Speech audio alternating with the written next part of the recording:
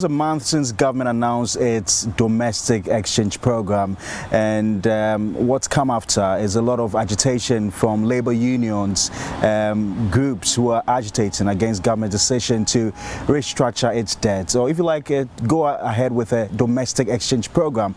We've seen labor unions rise against it, and this has informed government to essentially revise this debt exchange program to exclude pension funds and now to include individual bondholders. We are also seeing a lot of agitation from individual bondholders. A number of groups have come up all in a bid to challenge that decision by government. I've been joined by Kwame Pianim. He's one of the respected statesmen. The last time I spoke to him was just when government had announced that it was going to the International Monetary Fund, and following from that, we've seen a lot of things happen. I'm back to him to also take his thoughts on this domestic debt exchange program and what he thinks the future portends. Mr. Pianim, thank you very much, and good to have you. You're welcome. Right. So the last time we spoke, you had advised the president to get rid of the finance minister, and you had also mentioned a number of programs and policies you thought that the president could institute to help bring this country back on its sound footing. It doesn't appear any of your advice was taken. No, I mean that you don't give advice for it to be taken. You give it so that government considers this, and if they have superior initiatives, go ahead with it. I think the 19th of December 2022 will go down the history of the economic management of Ghana as the saddest day. That the day Ghana declared itself bankrupt. What Kenneth euphemistically termed a debt exchange was government to tell the world and tell Ghanaians, we are not able to pay the interest of our debt, we are bankrupt. And it's a shame that after all the struggle, going to the IMF, not going, stop, cut expenditure, not cutting, we are in this sad state. We've never been in this bad state before, except probably in 1981, when policy mismanagement led us into the worst possible position. And you remember? And that was under military rule. Under military rule, and also there were natural disasters, there have been fires, bushfires. 1 million Ghanaians who have fled the country as economic migrants were returned from Nigeria. Real natural disasters. There's been no natural... That was when we had the popular Ghana Must Go. Yeah. There's been no natural disasters in Ghana. Ebola didn't touch us. And Kenneth is telling us the state we are in is not due to economic mismanagement. Kenneth is telling us that our problems have been exacerbated by the Russia-Ukraine war as well as the COVID crisis. No. We were kicked off the Eurobond market before COVID. We got $3 billion from COVID. Okay? The Ukraine-Russian war. You and I may eat bread for breakfast. Most Ghanaians are happy with their bowl of kenke, banku, and some fish. If Ken had put the money where the president was saying it should go, the cabinet was saying planting for food and jobs, would have had excess maize, rice, we will not be talking the way we are talking. And poultry will be there, okay? So the Ukraine war would not have affected us. We would have had excess. Nigeria now producing excess of maize. So for me, it's a bit sad that the president is saying the guy who with a small crony team of advisors led us into this ditch is also the only person he can trust to get us out. And when the Minister for Trade and Industry is leaving, he's the only person he can find in his cabinet to continue. That's caretaker. A caretaker. It's wrong. He should be too busy working to get us out of the ditch that is another scene. You know, this economy under Ken has been run on what I call AIR. arrogance, incompetence, and recklessness. Those are very strong words. Yeah, I'm using them. Go and see in the market, in the villages. People are dying, they can't buy drugs. You see, I'm using strong words. People are suffering. Why? Can't borrow recklessly. He now talks about debt sustainability. Our Public Finance Management Act and all the regulations state all the borrowings he was doing should have gone to Parliament with an economic analysis, debt sustainability analysis, to say that I'm borrowing, yes, I can pay. But the justification then was that the economy had expanded, he had been rebased, and so we had the capacity to take on more debts. No, but if you were doing the debt sustainability analysis, we would have seen that 2020, the World Bank came with an initiative, debt service say initiative. They wanted Ghana. Arrogance. We are too proud to be part of it. We don't want it.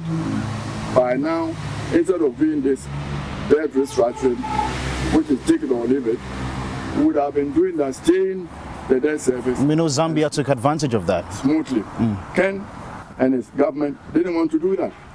You know, it saddens me when I see Ken now sitting on television pontificating. We are importing so many billions in rice, so many billions in poultry. If he's been minister 6 years, 5 years, if 3 years ago he had put money into agriculture, he had put money into the one district, one factory, would he be talking like that? We could have said, gradually, every importer of poultry, if you import 100, buy 10 locally. Next year, you have to buy 20. In the third year, 30. These butcher people would have invested in the poultry so that they get the poultry to be able to distribute domestically. So to sit down as if he's finding it for the first time. You know, the first time Ken started, he said he was going to transform this economy from the Gettysburg economy to a new economy. He did not even understand what the Gettysburg economy was. The Gettysburg economy, we have a plant cocoa, distribute cocoa, build roads into the villages. When you extract timber tree, that road was made. Then he built the railways, he built the ports, he built Achimota School, built Legon infrastructure. By the time we got independent, we have plenty of reserves. So Ken, if the money he borrowed, why he was borrowing, if he was even running the Gettysburg economy, would have seen to it that there was a cash flow coming out of the money he was borrowing so that we can be able to repay. But you see, all the time he was borrowing recklessly, at the back of his mind was that he was not going to pay. He's now packed his letters at the group of 20, at the Paris Club, for debt forgiveness, debt write-off. A government that is going around Ghana beyond aid. We are sitting on gold, and yet we are poor. We've been talking about value addition. Côte d'Ivoire is setting up money, funds, to value addition to their cocoa beans. How many pounds of beans has this government transformed since it's been talking all over the globe about value addition? We are rich, we are sitting. What have we done to change this? You know, it's not just talk. People write speeches for the president, he reads them. There should be around the president an executing capacity that takes the talk into planned actions and then implement them. And that is missing? It's missing, doesn't exist. It's just talk?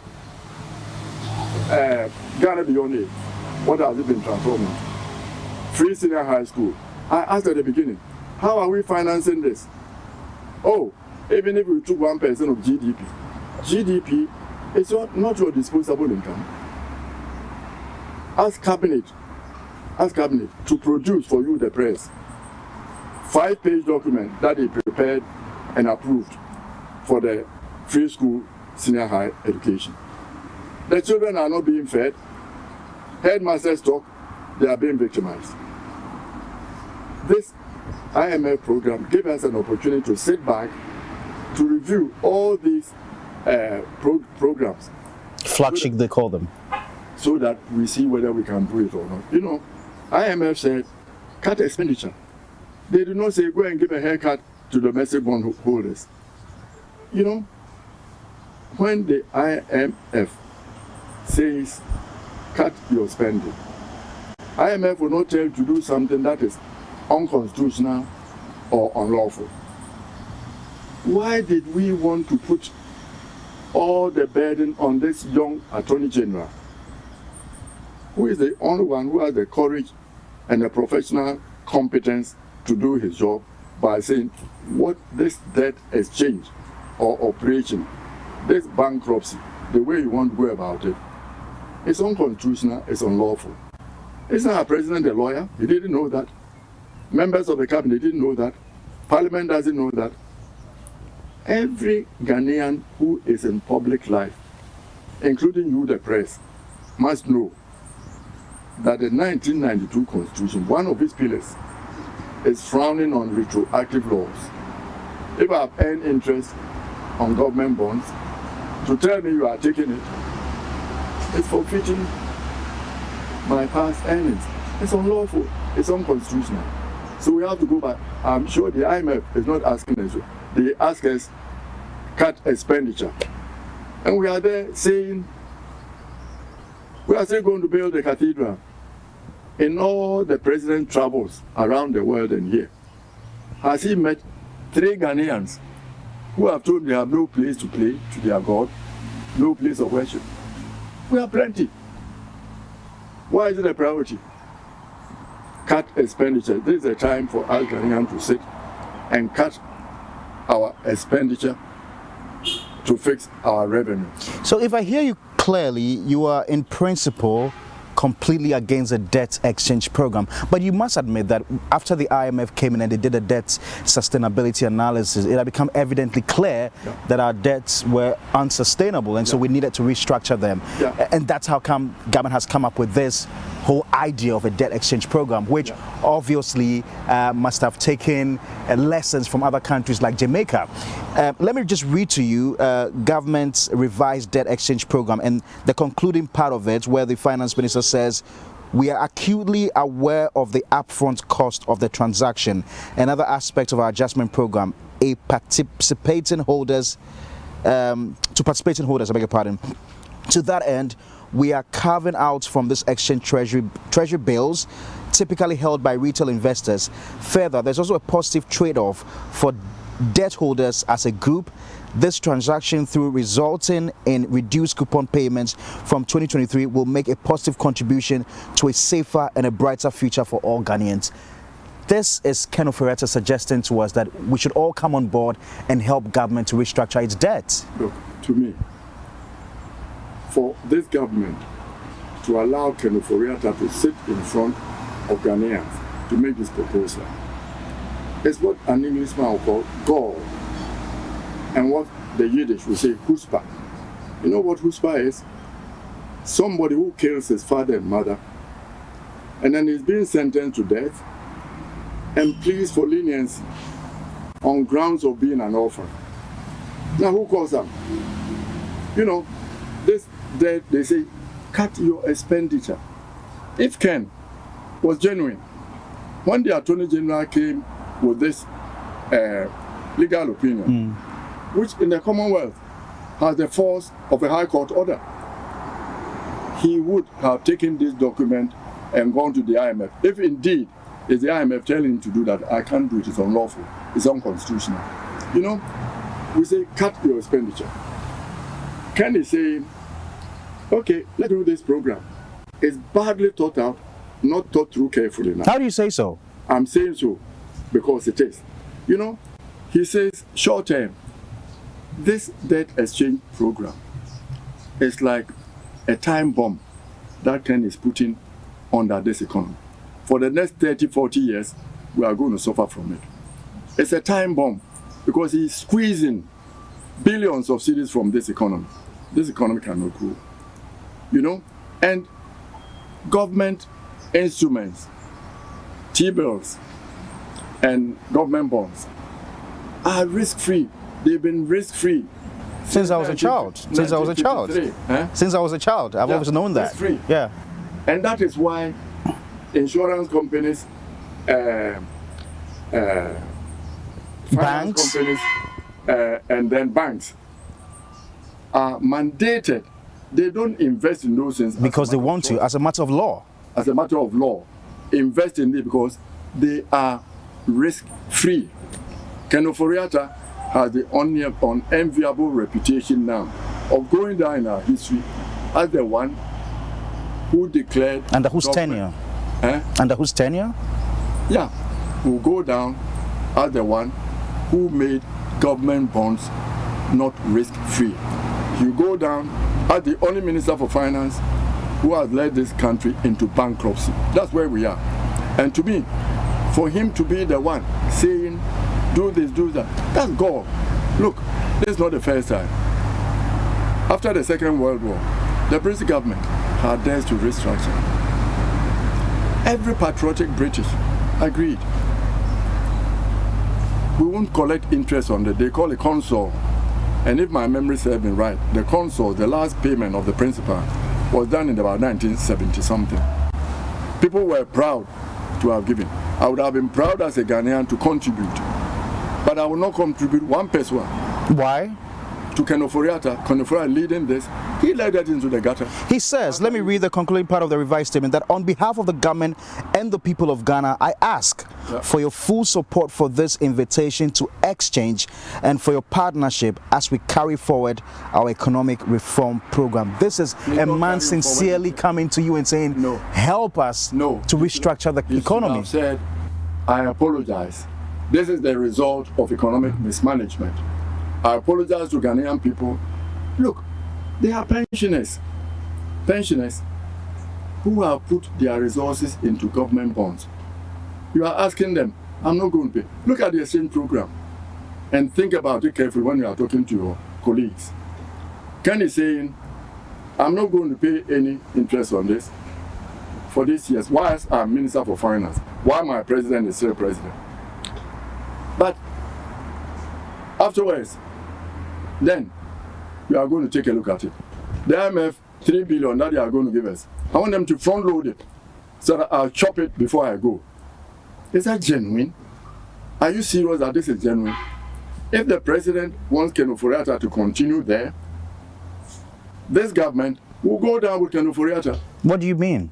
I mean that we are in economic crisis. It's not easy. You saw it in Sri Lanka.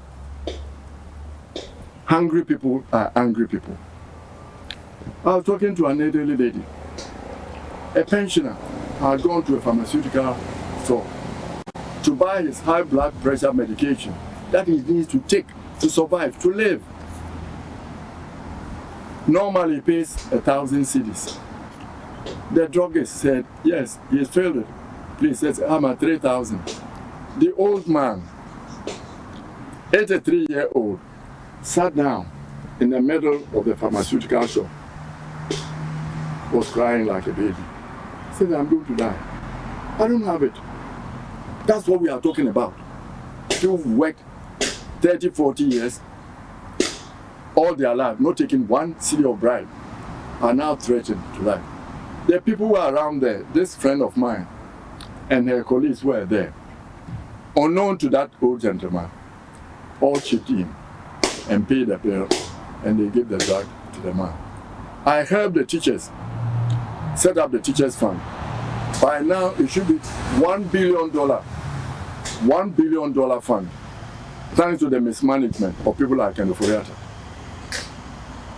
It's less than $500 million. That's what we are talking about. Is it not unfair to make this government look like a government that does not listen? Because indeed, in executing this exchange program, they listened to the concerns of labor, they listened to the concerns of pensioners when they decided to exclude pension funds, and what they did was to now include individual bondholders. Is that not a listening government? No. Why did they listen? As go again as cabinet. In Ghana, when we say government decision, you know what it means? It means the minister responsible submitted a cabinet memorandum to government. Cabinet sat, discussed it, agreed. The security minister got his document a week before the meeting, discussed it with the security officers, and they say, yes, the people may take this, or this may be security concerns. It goes to the Attorney General looks at it, and I say, there are no constitutional barriers, legal barriers to doing this. The other implementing ministries would also have said the same thing.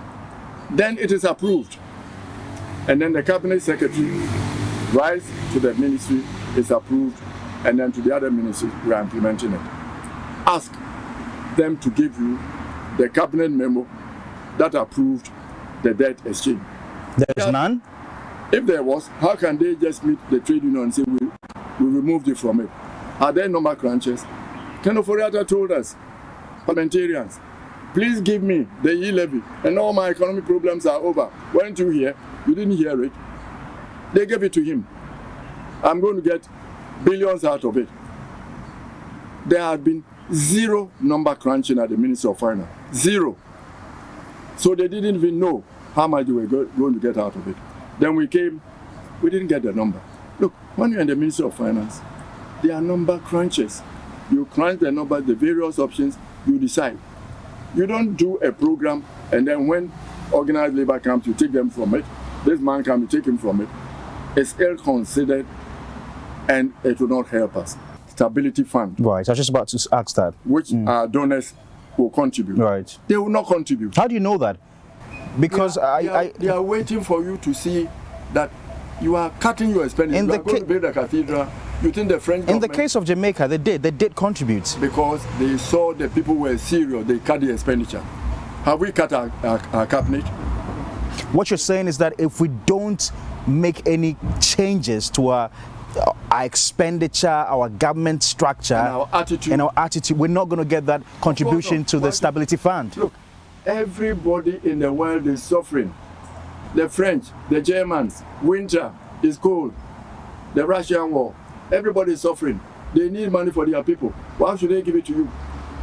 Look, if Ghana is serious, some of our development partner friends are the ones who are telling IMF, please rush, help Ghana. So the process went going fast. But if they see that you are not serious, they are not going to give you the money. Look, where Africa is now, there are two problems we have to solve, or we are not going anywhere. We can be sitting on gold, be sitting on, doesn't matter. The fact that we are sitting on gold doesn't make you rich. The monkeys were here before us, chimpanzees. We did not sit on the gold. Did they help them? No. It's your human resources, your ideas, your executing capacity. When Nkrumah was running this country, you know, the things he built, Tema, the harbor, the ports, the Volta River Authority, which gives electricity up to now. How many? Our engineers, doctors, you can count them on your fingers. Now there's no field of human endeavor where you don't have Ghanaians excelling. The two black people on the American Engineering Hall of Fame are Ghanaians. Victor Lawrence and Ose Asare. Ghanaians. We have the people. Are we using them? If you don't use them, look, before we left the IMF program, Nana had a brilliant idea. I'm going to set up a fiscal council with Dr. Paul Akwa as chairman, so that the IMF knows that we have an in-house IMF to guide us. Go and ask members of the fiscal council whether they were ever asked for their opinion on any of the financial disasters that have led us to this place. Have they been asked on this? They were not even reconstructed. Are you surprised that the governor of the Bank of Ghana appears to have sided with government's decision on the debt exchange program and not raised concerns about how this was likely to impact on the financial sector? Who? The governor of the Bank of Ghana. I don't know what the governor is saying. He hasn't clearly shown any resistance to this debt exchange program. Look, you're a Ghanaian. Most Ghanaians, if the government says this is what they are doing, they won't open their mouth. Have you heard any headmasters saying the feeding program is not working? The few who have been victimized. Yeah, so why would they talk? You know, in Parliament were saying, okay, we are not going to approve this budget. Yet, the budget was allowed, the appropriations. Ken could not finance his budget 2022. He couldn't finance it. Then he comes, he asks 40 billion more to it. And we say, it's fine, we passed it. If there was anybody sitting in Paris or London or Washington trying to help you, and they see that, are they going to help you? They say in my village, Okafo Didi,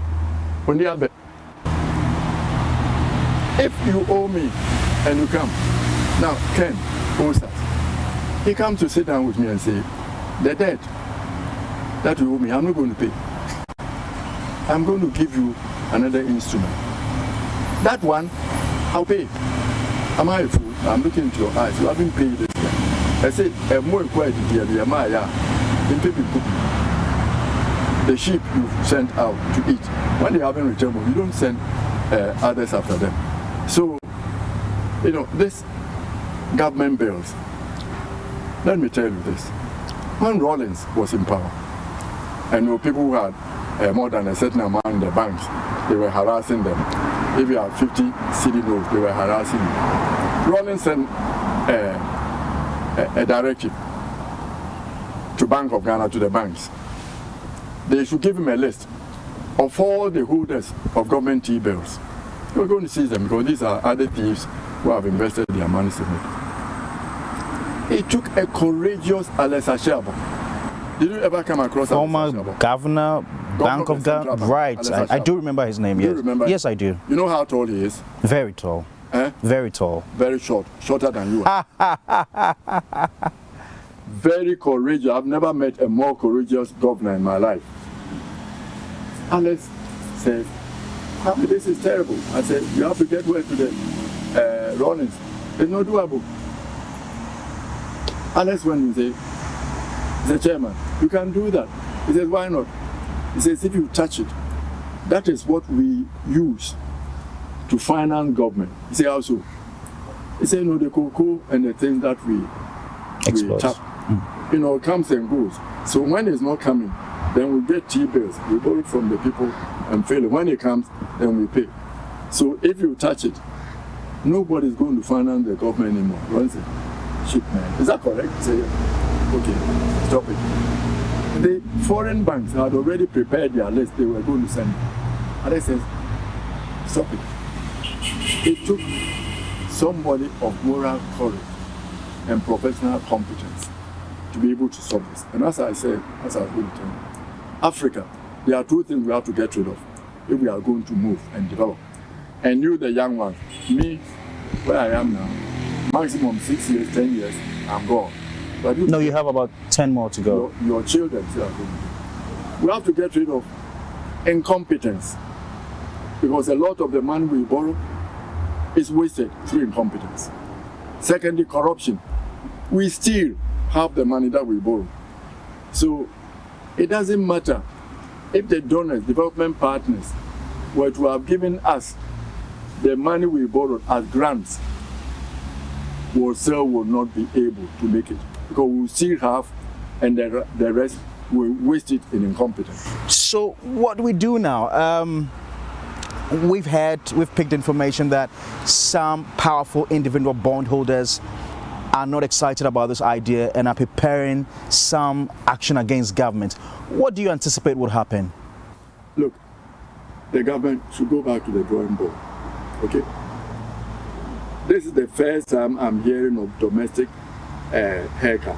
It's never happened before. Look, if you had any financial instruments, bonds, anything, in financial, anything you haven't put into brick and mortar. If you have 50 million Ghana cedis, when the cedi was 5 to 1, it was $10 million, right? Yes, right. You can import anything back. Right. $10 million. When the dollar hit 10, you have 5 million. Just like evaporation, 5 million has evaporated. So most Ghanaians can have cut off our head. We don't have a head to be given a haircut. If it's a wrong equivocation that the external bondholders are being given a haircut, so we should also. They are going to be paid dollars, their principal, and euros. We are going to be paid depreciated cedis. 50% of it is gone. And on top of that, the 40% inflation, the 100 cedis left in my pocket, Ken has put his hand in it and taken 40 out of it. I've only 60 in real term to spend. How do you go and inflict this? What would me Abraham soon? Management team in the Ministry of Finance. When Kufuor and Polakwa was there, Bank of Ghana and Ministry of Finance set up a joint debt management team. There was another joint energy team, Bank of Ghana Finance, working together closely. The Vice President was a member. What happened to it? It's no longer there. So if the government will not sit down carefully and look at this. You are saying the government of Ghana contracted Laissez-faire and paid them millions of dollars? No, not the governor.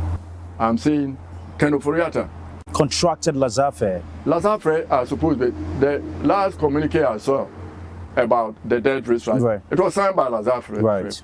These are French people. They haven't done any work here before. We have lawyers, law firms here that could do it. You have in the Ministry of Finance a debt management area team. Bank of Ghana has it. And if you think you don't have domestic capacity, go to IMF. They will give you technical expertise. All Ken, as an investment banker, knows is transaction. Everything is a transaction. Operation. You need a transaction advisor. You pay the money. They say go and cut the expenditure. The first thing he thinks of is how to spend. Laissez-faire. And I'm hoping that he got procurement to approve the hiring of Laissez-faire as transaction agents. Otherwise, one of these days, somebody is going to take him to court for causing financial loss, contracting a contractor without going through procurement. You've spoken a lot about Ken. You had asked the president to fire him. That has not happened. People within his own party, parliamentarians, called for his head. The president said he was going to listen to them. Nothing has happened. Ken still remains in office. What are you going to do? What options are left for parliamentarians? No, the parliamentarians should know. They are young. They have a political future. Those of them in the NPP should know the next election is waiting for them. They should care and want the people in Kumasi and all over the regions to vote for the NPP. If somebody is saying that they don't care if they vote for us or not, they should care. So they should all do what is right. You know, when I hear people talk about the Ghana Constitution is wrong, it's not a constitution. It's you and I who are wrong. We don't do our duties. As press people, we don't ask the ministers the right questions. Mr. Minister, you were saying this. When you're in opposition, why are you saying this now? Explain to us. Mr. Minister, you are saying we should all be quiet, and whether we like it or we are going through this. When we were borrowing, did you think about debt sustainability? We don't ask those questions. Parliament approves a budget which doesn't have an iota of credibility of meeting the revenue targets. They approve it, 40 billion more. Appropriations approved. It's their job. Okay, this debt exchange program, which is a euphemism for declaring ourselves bankrupt, comes to Parliament and all these people, and they sit down, oh, Who in public life, including you people in the press, don't know that one of the pillars of the 1992 Constitution is that it frowns on anything retroactive? We don't know that. We do know that. So why did we have to leave it on the head of this young Attorney General to go to his president and his cabinet to say, my friends, this is unlawful, this is unconstitutional? And if Ken was sincere and as constitutionally minded as Yawasaf Mafu was, when Yawasaf Mafu came and the NDC had not paid the District Assembly funds, what did he do? Retroactively, he paid it. He believes in the Constitution. Yawasaf Mafu was the one who fought for Bank of Ghana to become independent. We expect Bank of Ghana to be independent. But Yawasaf Mafu is part of the government today. What is he telling them? I don't know. When you meet here, you can tell me. It's not too far away from here. When you meet him, you can ask him. You know, when you run a cabinet, and if the cabinet is working, which means every cabinet member has been given an opportunity. There's a cabinet memo on the debt restructuring. The negotiation with the IMF is not a one-man show. There's a cabinet document approved with options. You go, they don't want, they put it in. What are you suggesting, Mr. Pianim, that this debt restructuring program is a one-man show, that the debt exchange program is a one-man show? I'm not saying that. I cannot imagine how the debt exchange program could have gone to cabinet with the national security advisor sitting there, and if he had been given to him a week, 2 weeks in advance, he would have asked his security people to check throughout the regions.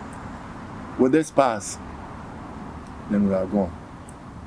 And then, Senior Minister Yawasaf Mafu, one of the most brilliant ministers of finance we've ever had, Yawasaf Mafu, is a mechanical engineer who trained as a banker in Germany and believes in the independence of the central bank, believes in fiscal prudence. They would have taken a look and said, hey, maybe where we are going is not on. So to me, if this thing is coming from this cabinet and some of the people I know whom I have worked with, then the conclusion I can do is that cabinet is not working. It's not functioning as effectively as it has to. Are you ever compelled, when I listen to you, talk about this government, are you ever compelled to draw a comparison between this government and that of John Mahama, which you also once criticized for its lack of proactivity? Look, my friend, in Ghana, we are looking for gold standards, okay? When I refer to standards, go back to Nkrumah, what he achieved, the infrastructure, the educational institution they set up, how we moved. Go back to the 18 years of the Progress Party administration. We set up SNIT, set up the structures for the Securities and Exchange Commission. A lot of things happened. Under Paul Akwa, I said, look at all the financial laws to see. You don't see SMC, you don't see PNDC. All revamped. Under my friend from Kwanzaa, he knew he needed good people in Bank of Ghana with PhDs. He didn't have a PhD himself. He sponsored them to go and study, get PhD and come and work in the research department, building institutions. That's what we've done.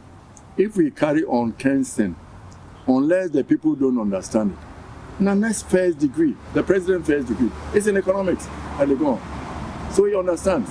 And the ABC of economics is this.